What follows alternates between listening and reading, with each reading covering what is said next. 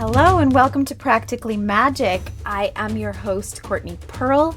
I am a Celtic priestess and healer, pagan folk witch. I am here to talk to you today about our topic, Animism will save the world. Animism and embodiment, I believe, is the answer for us today. But first, I'm going to start our episode pulling a card, and I will just preface with, we may have a visitor because she was scratching at my door and she would not leave me alone until I let her in. So if she pops on screen or you can hear her little tingle of the bells, you'll know that my familiar Titian is here today. Here she is. So if you haven't seen the video and you're not on YouTube, my black cat Titian just joined us. You might hear her collar jingling, but she's going to hang around while we do our episode today. I'm going to pull a card from the Shoshone Tarot deck, which I am still in the midst of exploring a little bit. And I have really enjoyed the colors and the energy of this deck. It was given to me as a gift. Here, I'll show the cover. So for those who are watching on YouTube, you can see what deck I'm using to pull a card today. So if you haven't heard my episodes before, if this is your first time, I always pull a card to start each episode because I want the energy of the episode to be summarized. I want something to encompass a message that we are meant to receive. So if you're listening to this episode at some later date and you're thinking, well, that card doesn't apply to me, I always set the intention that whatever card we pull for this episode is exactly what you need to hear or know about today. So the card that I have pulled is Ripeness. I'm going to show the image on our video here. Ripeness is an interesting concept. So what I get from this is very much like, when is the time to act on something? Because it feels natural and it feels like something is ready. So if there's something that you've been thinking about acting on and you're not sure when is the time to actually put it into motion and to act on it, maybe you've been hesitant and you're afraid to go for it. This card, because the fruit on the tree reaching a level of ripeness, they will naturally fall off the tree. But when the fruit is ready to be picked and eaten and enjoyed, I get the sense that you wait too long, you have fruit that's rotting on the vine, right? Instead of being the right time. So to not pick a fruit when it's too early, but also to make sure that you're not waiting too long on something, that you are not thinking to yourself, well, I need to have all my ducks in a row. Everything needs to be perfect before I pull the trigger on this thing that I'm trying to accomplish. I see this a lot in groups that I'm in with business people, especially if they're like me. They don't consider themselves a business person. They just want to be doing whatever they're passionate about, and they would like to be making a living doing what they really love. And they are hesitant to start it as a business because it's a little scary and very risky to go out there and put forth a lot of investment, time, and energy into something without knowing if it's going to take off, if it's going to be successful, or if you're going to have the response you would like to have. I know in the healing work that I do, I have times where I feel like clients are seeking me out, and I feel like that's really good for my business and what I would like to be happening. And I have times where it feels like I really have to work hard to make myself known so that people know what I have to offer and would like to maybe pull the trigger on their own healing as far as booking an appointment and actually going for it. I've often said to people, a lot of my clients, I've noticed, have to be exposed exposed to me and the idea of me and what I offer and healing work and energy work for a while, maybe several times before they go, I think I'm ready to book a session and to try this. Or maybe I'm in a place in my life where this is really what I want. But there are a lot of people in different avenues and different walks of life who have come to the Daybreak Network group or the Daybreak Business Community group, and we meet together once a week to support each other and to create community. And some people are there because they don't have a business but would like to start one and just don't really know how. And it can be scary, but if you wait too long, you're going to talk yourself out of it. And sometimes you just need to pick the fruit when it's ripe and ready. So if you have something you've been kind of sitting on for a while, maybe this is the time to take action on it. I have classes and courses that I've been kind of slowly building and releasing on my website. I have a rituals and spells class that's coming up soon, and I'll probably teach that again. But I have a lot of people in my life that are looking to learn more about those things, and they say, hey, you should do a class. And my fear is always, what if I put this out there, I start a class, and people think I don't know what I'm talking about. People don't think that I have any experience or knowledge, or I just do not get it out enough for people to sign up. And so I end up having nobody sign up for it, which has happened to me before, just so you know. It happens to everybody, I think, that starts something new like that. And so I have a lot of fear, and I have my own fear that I have to overcome and say, I need to create a space and a situation where I can release this into the world. I can do my best to let people know about it through social media, through avenues that I have at my disposal. But then I just also have to release it into the universe's hands and say, if there is someone meant to take this class and someone seeking me, it will work out for them. And I will fill this class as much as is necessary. And I have to trust the energy to open itself up, to create a vacuum for who needs it. And also just release that opportunity for them. Like, the class is here, it's ready. I have created it. I've put it together, so it's here, and then hope for the best. So I hope that helps you in whatever it is you're hesitant to release or hesitant to get out there into the world. This podcast, for one, is a great example. I know that if you go back and listen to some of the first episodes that I've done, it's a little bit unsure. I know what I'm talking about, but I maybe don't seem like I'm confident in what I'm talking about, because it's hard to just get there, get on camera, get on a microphone, and start releasing the information you have, and it's out there in the world. And sometimes it works out and sometimes it doesn't. So some episodes are just like right on, and some just sound a little more I like to say sweaty because it's kind of nervous, right? Nervous energy. I stand by it, though. All of the episodes I've released, I think, are still great content. I may seem a little bit more nervous, but I think that the actual information that I released, I stand by it. I think it's awesome. I just am glad that after a year of podcasting, I can be a little bit more comfortable in front of a camera or in front of a microphone. Hopefully. Hopefully by now. All right. So just do it. Just do it. Release it. Do your thing. You do you. Today, I would like to talk about the subject that I'm really, really passionate about, which is Animism will save the world.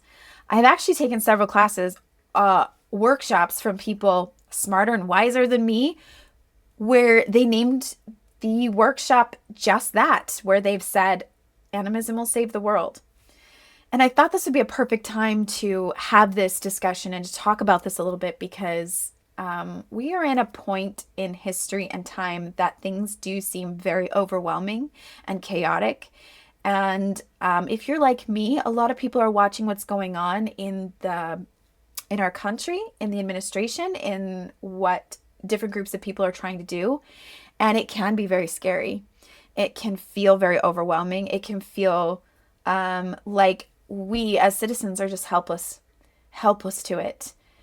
And I wanted to create this space, not just to argue about politics of who's right, who's wrong, whatever it is, but to acknowledge that there are plenty of us, whoever you voted for, whatever court you happen to be in, doesn't matter. It's validating to understand that there are many of us that do feel the way that we feel. And that sometimes when we as a individual person don't feel like we can possibly do enough, there are plenty of things we can try to do. We can raise money for charities we feel very passionate about. We can create spaces where people, marginalized groups, can feel safe. And I'm doing my best to think of all of the ways that I can to do that, even just at a local level. With whatever influence I happen to have, whatever I can do. But the idea of animism, it goes quite comfortably hand in hand with the idea around paganism, which is animism is the idea that all things have a soul, a vibration, and deserve to be treated as kin rather than as domain for us to dominate. So it's anti-colonialism, for one. It's kind of decolonizing within ourselves, too, to understand things in a different way. And ancient cultures all over the world have participated in animism in the way that they experience mythology, the way that they understand the world around them. It's understanding the land not as something that we take ownership of, but that we take stewardship of. It's understanding that when we engage with the land in which we live on, for example, your home and your yard, okay?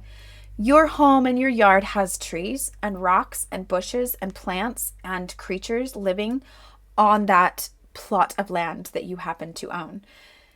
Engaging with it in a different way is not to say that's just a tree that I have to prune and take care of. That's not a tree that is part of my landscaping and it serves the purpose that I get to look at it. I get to use that tree as part of my aesthetic for my home. But it's engaging with the tree as if it is one of a family member and you're taking care of, as well as it's taking care of you. That you are in symbiotic relationship with the tree. And this idea can also can relate to a lot of things going on in policies that are being enacted. For example, pronouns. It's important that pronouns are used to respect people as well as the land and the creatures and the people around us. So instead of, for example, a sycamore tree, which is what I have on the front of my yard, in front of my house, instead of it being a sycamore tree and saying it, when I refer to it, but to, let's say, give it a pronoun of he or she, they, to give it personality and to respect them as a member of the Sycamore Nation.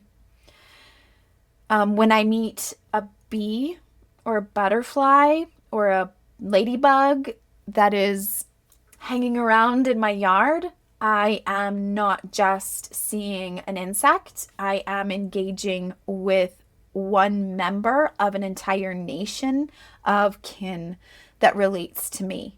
So understanding that even the land itself is not just an object for us to use, but to understand and relate with it on a different level, the way that ancient peoples and ancient cultures have done, long before we decided that we could interpret certain religious texts as human beings. Even certain human beings with certain ethnicities have ownership and dominion over everyone else.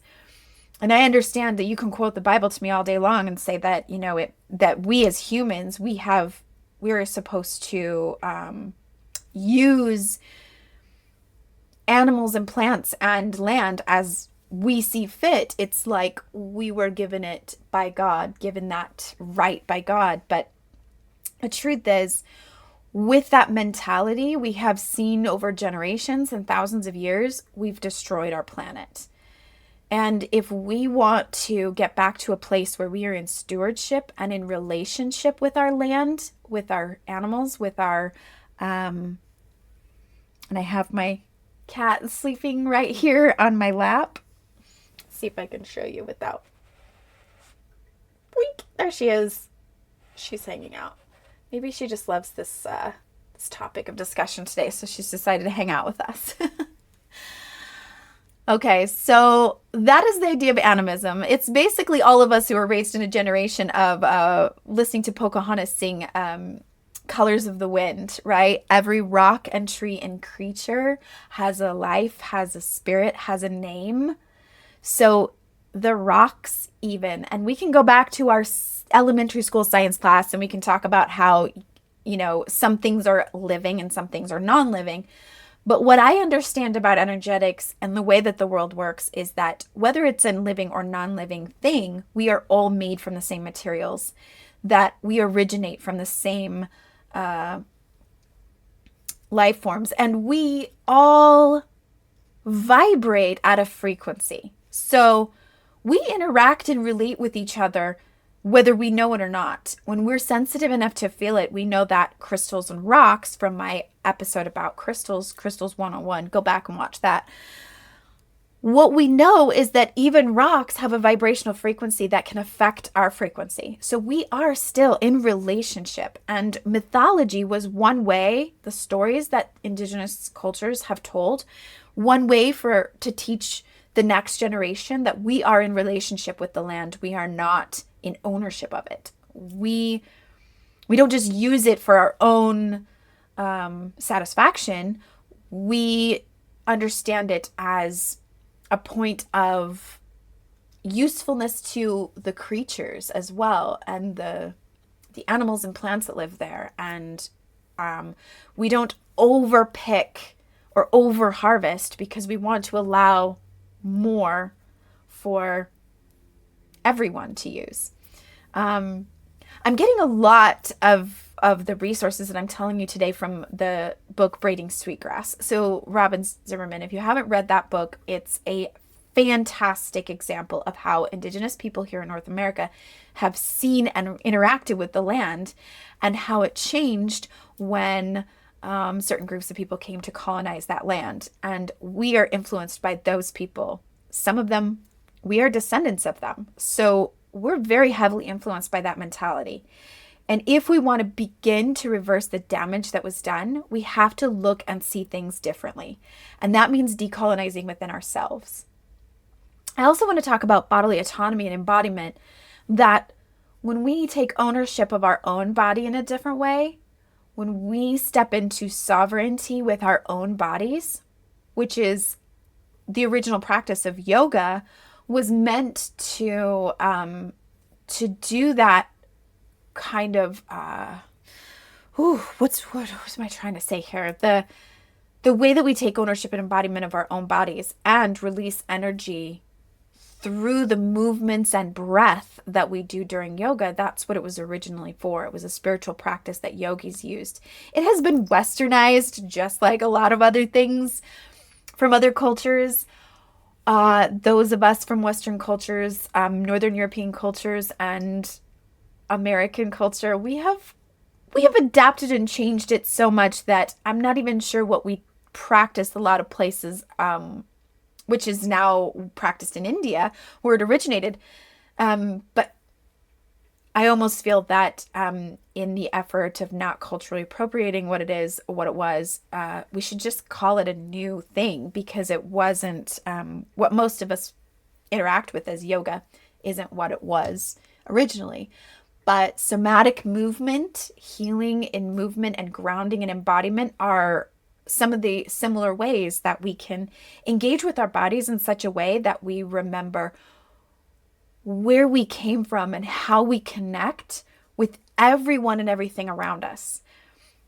It's like when people take psychedelics for healing purposes, a lot of them experience similar things where they understand God in a completely new way, and they understand our connection with each other in a whole new way. I don't know how many times I've heard people say that when they've had an experience for healing purposes, medicinal purposes, they have reached a point of realizing that the connection and oneness between everything, not just people, but everything on this earth, everything in this universe is connected to God, or what energy God was, the creation or source of creation in the universe.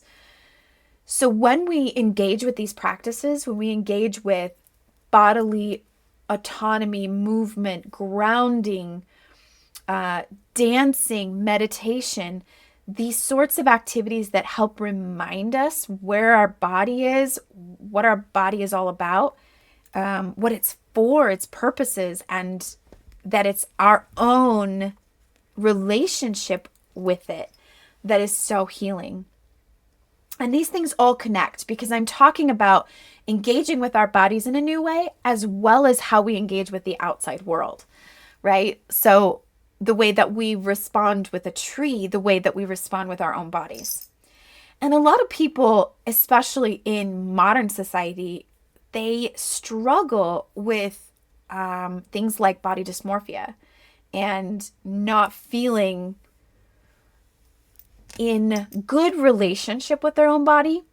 I myself have struggled with this almost my whole life, and I still struggle with it in different moments throughout my life where I look at my body and I can't even fully see my body for the shape or way that it is. I'm almost tricking myself in my mind that I look more unhealthy, bigger or smaller than I actually am, not really totally connected, and sometimes feel absolutely at war with my own body. And I know a lot of people that have had that experience, and not just women, although it's more prominent in women and because of our society and the media, but it happens with men too. It's very much about just feeling not that connected to our own bodies and not feeling self-love for our bodies. And when we set ourselves free from expectation and set ourselves free from that war with our bodies, we can engage with activities like dancing and feel like I don't feel self-conscious at all when I feel free, when I feel ownership of my body. And for some people, it starts much, much, much simpler first before they actually can get out there and move their body in such a way that would feel too self-conscious. They're too self-conscious to do that. One thing I want to question, though, is why? Why do we feel so self-conscious? And why is it that some people a lot of people actually, feel self-conscious dancing or moving their body even when they're alone in their own space, in their own room where no one can see them, turn on music. They might feel like they want to dance, but they feel too self-conscious to dance. They feel too self-conscious to move, even by themselves. And that awareness is powerful, to just stop and ask yourself, whoa, I even feel self-conscious around myself? Why? Why can I not give myself that freedom and satisfaction of being totally free in my own body, moving to music as I see fit intuitively, and listen to my own intuition and listen to my own body? For a lot of people that suffer with disorders that are connected to eating disorders, connected to body dysmorphia, it's connected to their unwillingness to let go of control. And it's connected to they're at war with their own body. And sometimes it's a small step towards just looking at their own arm or their own leg, and every day just looking at themselves in the mirror and saying, this is my arm. This is my leg. And just working from there. Because just taking that ownership and embodiment moment to take that connection and say, I am this leg, and this leg is part of me, and it's not all of me. My body is just one part of me. So it's going within for that sort of connection, and it's going without. In our lovely state of Utah, so for those listening anywhere else, you can use a landmark that's close to you, but I'm going to use this example. We have the Great Salt Lake here in Utah. It's a source of pride. It's something that we feel connected to here. However, because of policy and the way things have operated here in our government, or the way that things have gone. You can tell I'm trying really hard to navigate wording just right so that I don't offend certain groups of people, but we have not been particularly good at seeing the landmarks and the appreciating what we have here. Some people would look out at some of the uninhabited areas of Utah and would say it's a desert. It's uninhabitable. It's like there's nothing there but sagebrush. And indigenous cultures who were here before this area was colonized would look out over a whole span of that desert and say it is plentiful and abundant of medicines and food sources and all kinds of things that they would be able to make good use of. So that's already how we relate with our land.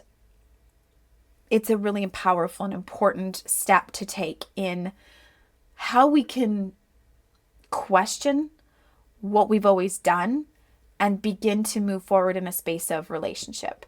So the Great Salt Lake has been drying up for many years now. We've been in a bit of a drought. There has been arguments on both sides of, for one, the Great Salt Lake has been drying up for millennia. I mean, it used to be part of Lake Bonneville, used to be part of a much larger body of water that was most of Utah, and now it's down to the Great Salt Lake, what we have now. And so it is shrinking, it's getting smaller because that's just what it's always done anyway. And partly because of our misuse of water conservation in our state and a lot of policies that have directed water other places, and we haven't necessarily been really good at being good stewards of the land and the water here in Utah. The tribe of Shoshone, band of Shoshone Nation here in Utah have been a great advocate for policies that can help conserve water and conserve our wildlife and areas here in Utah. So if you have means to call your congressperson and your representatives in government and say, I would like to do what needs to be done to conserve water and to be proactive in being able to save our Great Salt Lake. Now, one way that we can have a relationship with our land is instead of the Great Salt Lake being an it in our minds, it's just a body of water, we can start to imagine it as a she. When you see, when you speak about someone and you use pronouns that are respectful, it completely changes the energy and the vibe of how we relate to it. For example, you wouldn't see your grandma cooking at the stove and say, there it is, cooking dinner. It's cooking our dinner. It would be disrespectful, probably, to speak about grandma that way. You would want to say, she is cooking our dinner. Isn't she so great that she provides dinner for us? And language of gratitude. It doesn't hurt either. But when talking about somebody with a pronoun, that is how the ancient civilizations would have talked about the land and the creatures and the plants that provide us with food.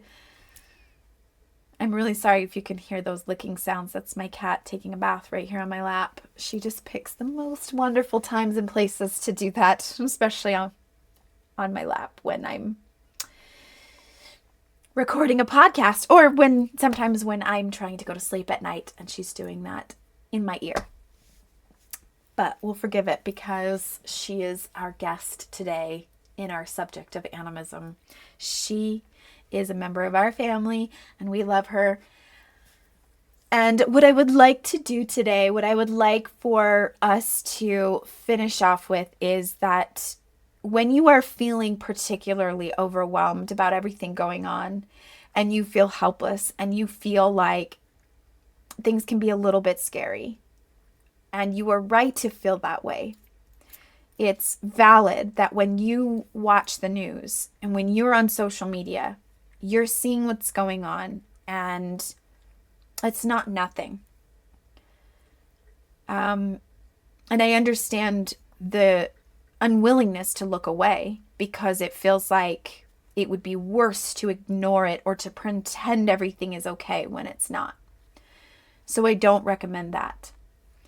But when you need a break and when you need to feel like you are yourself again, that you are in charge of your own self, your own body, I recommend that you dance for a sense of grounding in your body and embodiment. I would recommend going out in nature whenever possible. When you have a moment to step out into a field or a forest or a mountain or a trail or somewhere where there is very little people and very little influence from other human beings in the vicinity, when you get a chance to be a little bit away from everything and you get a chance to just look in the sky and look down at the earth and know that in that moment when you are out there, you're just one more human being on a planet full of human beings all trying to figure this out and all trying to do their best. And that when you're out there, no one else is in charge of you. You're out of reach from all the people and all the things and all the institutions and all the policies that are going to try to take ownership of you. You get to take your sovereignty back. And I would do that as much as possible to remind you that even as they make laws about you, even as they say what you are allowed and not allowed to do, you are going to have these small moments, these reminders, not a weekend retreat that you paid thousands of dollars for, just one moment of resistance. One moment of standing your ground. One moment where you get to stand on the earth, on the land itself, and under the sky, and say, in this moment, there is no one telling me what to do, and no one can stop me from standing here on my own. It's the same idea as taking a nap in the middle of the day. Other people might tell you that you were supposed to be at work and you're supposed to be doing this and you're supposed to be doing that and maybe get this done. And here's your to-do list that hasn't been completed yet. And you don't have time for a nap. Everybody needs you.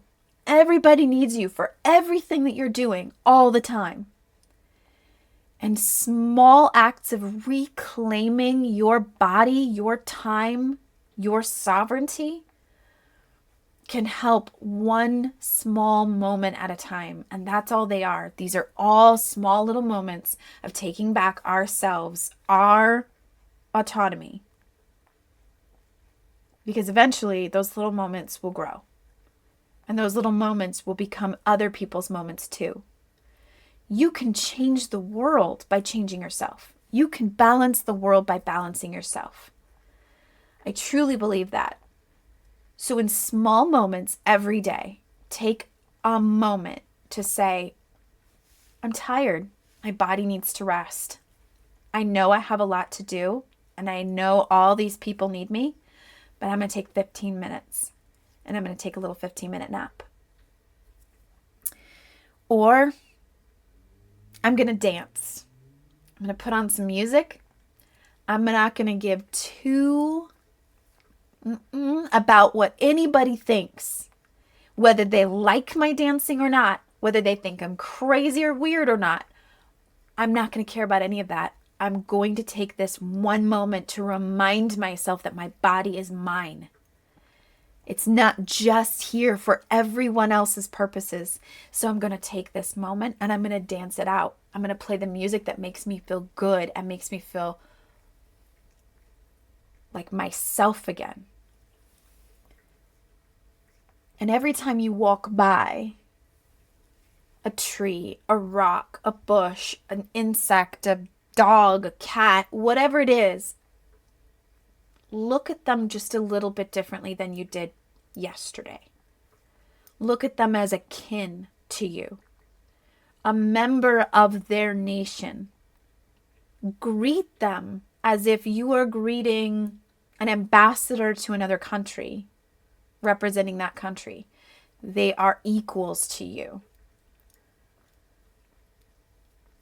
And maybe one little step at a time, we can begin to change the world in how they see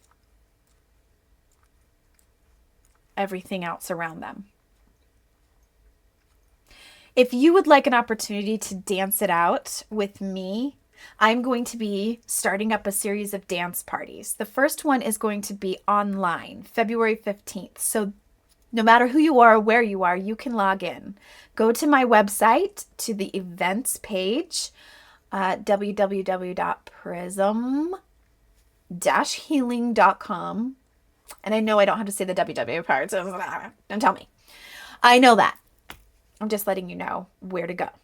You are going to go to prism-healing.com, go to the events, and you will see a way to buy a ticket to our online dance party that we are having February 15th. This means that you get to dance with me, but you can do it from the comfort of your own home.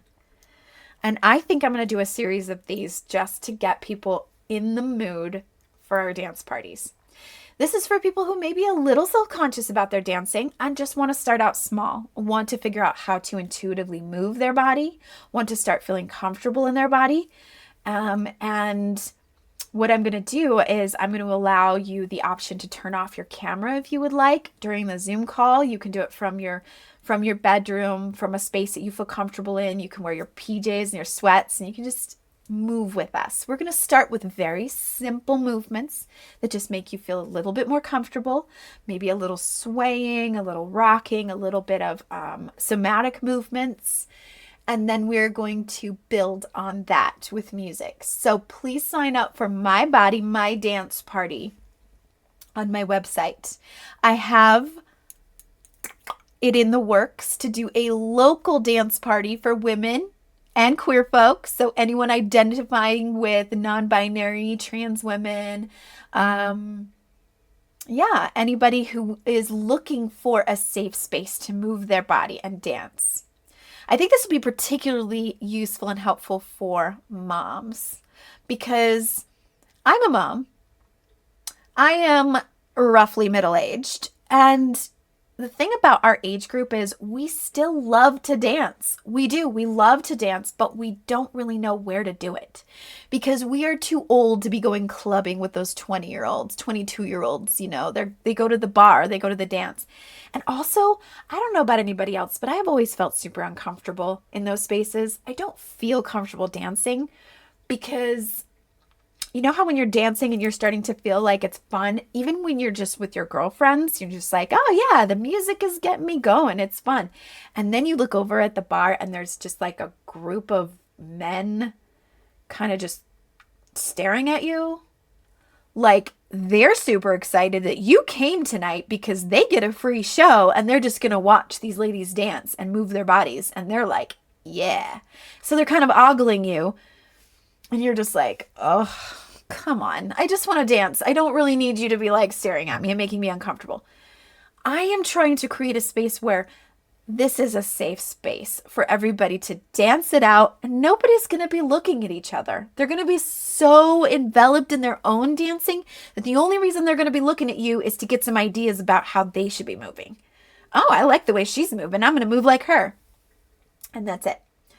So also, women our age, we want to go out dancing, but we don't want to be out until 2 a.m. anymore. That's not our jam, right? We want to be in bed by 11. At least I do. So none of my dance parties are going to go out past 10. We are going to be in bed by 11, ladies. So if you are interested in coming to my dance parties, please stay tuned. Follow me on Facebook, on Instagram. I'll be posting about these events when I get them set up. I've already talked to a venue. I've already got it in the works. We're just narrowing down a date for that first event. What else? Okay, so find me on social media. I'm on Instagram at prism_healing. My website is prism-healing. Instagram, prism_healing. I'm on Facebook, Courtney Pearl's Prism Healing.